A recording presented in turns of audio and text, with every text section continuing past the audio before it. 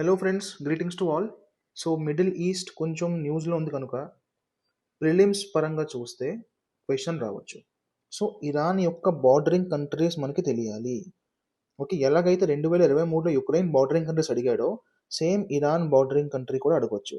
And Iran పక్కన a straight ఉందో కూడా మనకు తెలియాలి. సో చిన్న న్యూమానిక్ ద్వారా మనం నేర్చుకుందాం. TAAAPTI తాప్తి ట్రిపుల్ ఏ వస్తుంది. ఓకే, టీ అంటే తుర్కీ సార్, ఏ అంటే అర్మేనియా, ఇంకో ఏ అంటే Azerbaijan, Afghanistan, Pakistan, Turkmenistan and Iraq. Okay, and Iraq. So these are the 7 countries bordering Iran. And now what is the strait of Hormuz? ఈ స్ట్రైట్ ఆఫ్ హోర్ముస్ స్టోరీ ఏంటి?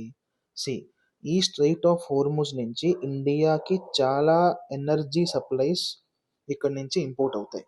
ఓకేనా? So this is very important. So strait of Hormuz ఏ రెండు దేశాల మధ్యలో ఉంది?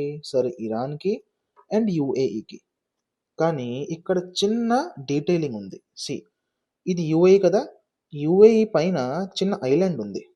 ఆ island కూడా ఒమాన్దే. సో క్వశ్చన్ రెండు విధాలుగా రావచ్చు. స్ట్రైట్ ఆఫ్ హోర్ముజ్ ఏ రెండు దేశాల మధ్యలో ఉంది?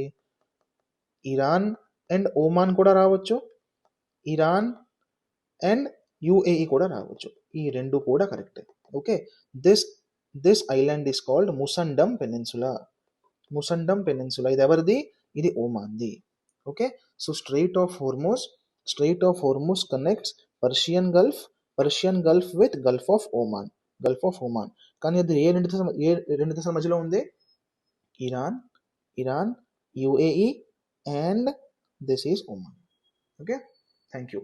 For more updates, follow LTX IAS.